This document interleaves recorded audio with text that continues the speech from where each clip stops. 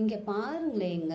நான் பைபிள் படிச்சுட்டு இருந்தேனா, அப்போ ஒரு வசனம் வந்தது பாருங்க. நான் அதை படித்து பார்த்தேன்னா எனக்கு ஆச்சரியமாக இருந்ததுங்க. என்னன்னு தானே கேட்குறீங்க? ஆமாங்க. ஏசப்பா ஒரு இடத்துல அமர்ந்திருக்காங்க.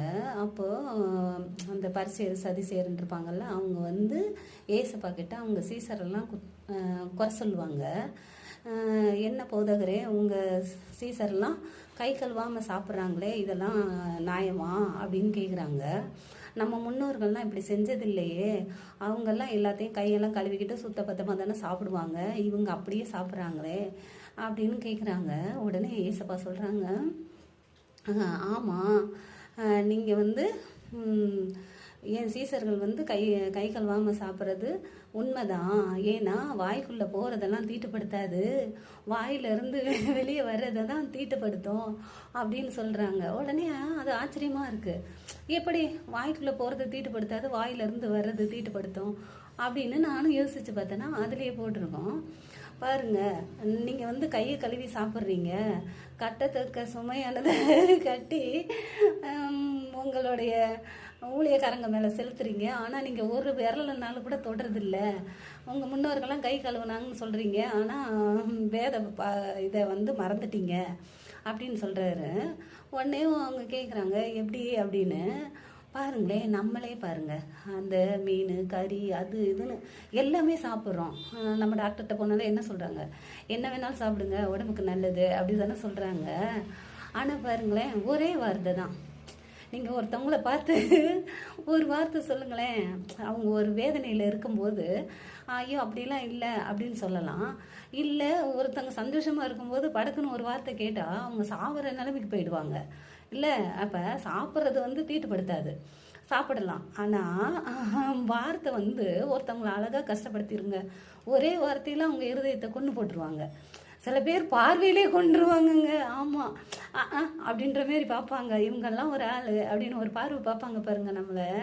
நம்ம ஒரு வேதனையில் போயிருப்போம், ஆனால் அவங்க என்ன நினச்சிக்குவாங்க, இவங்கெல்லாம் நம்மக்கிட்ட வராங்க பாரு, எனத்தையாவது கேட்டுற போகிறாங்க அப்படின்னு நம்மளை விட்டு விலகி போவாங்க. அப்போ நமக்கு தோணும், என்னடா இது அப்படின்னு நினச்சி நம்ம வேதனைப்படுவோம் இல்லையா? அதுதான் சில பேர் பாருங்கள், வெடுக்குன்னு கேட்டுருவாங்க. அவங்க என்ன நினைப்பாங்க, ஏது நினைப்பாங்க அதெல்லாம் பற்றி கவலையே பட மாட்டாங்க, படக்குன்னு பேசிடுவாங்க. நம்மளும் தான், நானும் தான், ஆனால் யோசிக்க மாட்டோம்ல. அதை தான் அவர் சொல்கிறாரு, வாய்க்குள்ளே போகிறது தீட்டுப்படுத்தாது, வாயிலிருந்து வெளியே வர வார்த்தைங்க தான் ஒருத்தவங்களுக்கு தீட்டுப்படுத்தும் அப்படின்னு சொல்கிறாருங்க. நான் உடனே ஆச்சரியமாக இருந்தது.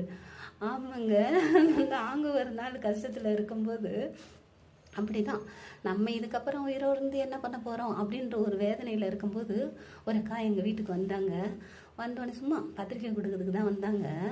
வந்த உடனே சொன்னாங்க, அவங்கள ஒரு 15 வருஷத்துக்கு முன்னாடி பார்த்தோங்க. அதுக்கப்புறம் பார்த்தா அன்றைக்கி தான் வந்தாங்க. ஏதோ பக்கத்து வீட்டுக்கு பத்திரிக்கை கொடுக்க வந்திருப்பாங்க அவங்களுக்கு. அப்படியே நாங்கள் இங்கே இருக்கிறத பார்த்துட்டு எங்கள் வீட்டுக்கு வந்தாங்களா. வந்த உடனே என்னை பார்த்தாங்க, ஏன் நீ எப்படி இருப்ப, என்னடி இப்படி ஆயிடுச்சு, உடம்பு சரியில்லையா, என்னாச்சு, எங்கேயாவது சர்ச்சுக்கு போக வேண்டியதானே அப்படின்னாங்க. நாங்களே அன்னைக்கு தாங்க முத சர்ச்சுக்கு போயிட்டு யாருக்கும் தெரியாமல் போயிட்டு வந்து உட்காந்துருக்கோம். உடனே எனக்கு டக்குனுச்சு, என்னடா இந்த பேய் வந்து கரெக்டாக சொல்லுதே அப்படின்ட்டு. அது பேய் சொல்லலைங்க, அவங்க மூலியமாக கத்தர் பேசிட்டு பாருவளுக்கு. அவங்க உடனே என்கிட்ட வந்து பேசினாங்கங்க. நம்ம ஒவ்வொருத்தவங்கள பார்த்தோன்னே எல்லாத்தையும் கொட்டிடணும்னு தோணும். சில பேர் பார்த்தா இவங்ககிட்டலாம் என்னத்துக்கு சொல்லிக்கிட்டு அப்படி தோணும் இல்லையா? அவங்கள பார்த்தோன்னே எனக்கு அப்படியே செத்து போன உயிர் திரும்பி வந்த மாதிரி இருந்தது. உடனே என்னோட கதையெல்லாம் கொஞ்சம் சொன்னேன்னா உடனே என்னை பார்த்தாங்க, நெடி முடியெல்லாம் கொட்டி போச்சு, மூஞ்செல்லாம் இப்படி ஆயிடுச்சு, எப்படி இருப்ப, உனக்கு எதுக்குடி இவ்வளோ வேதனை அப்படின்னு சொல்லி என்கிட்ட பேசியிருந்தாங்களா. நானும் சரி ஒரு ஆள் நமக்கு கிடச்சிட்டாங்கப்பா அப்படின்னு சொல்லி மொக்க போட்டுக்கிட்டு இருந்தேன்னா.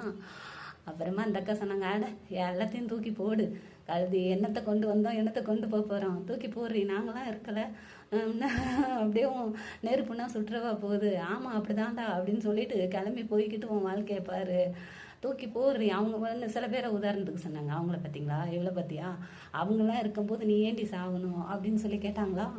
அப்போ தாங்க எனக்கே அப்படியே வந்தது, ஆமாம் அப்படின்னு.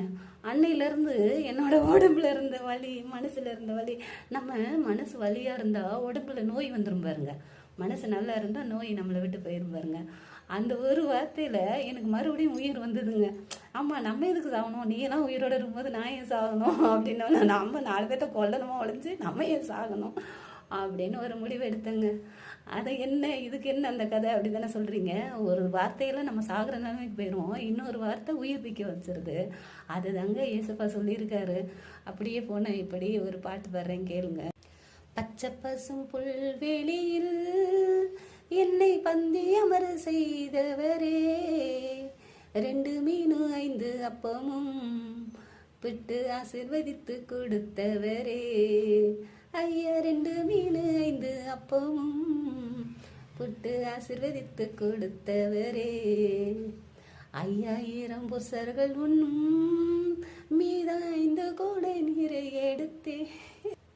பச்சை பசும் புல்வெளியில் என்னை பந்தி அமர செய்தவரே, பச்சை பசும் புல்வெளியில் என்னை பந்தி அமர செய்தவரே.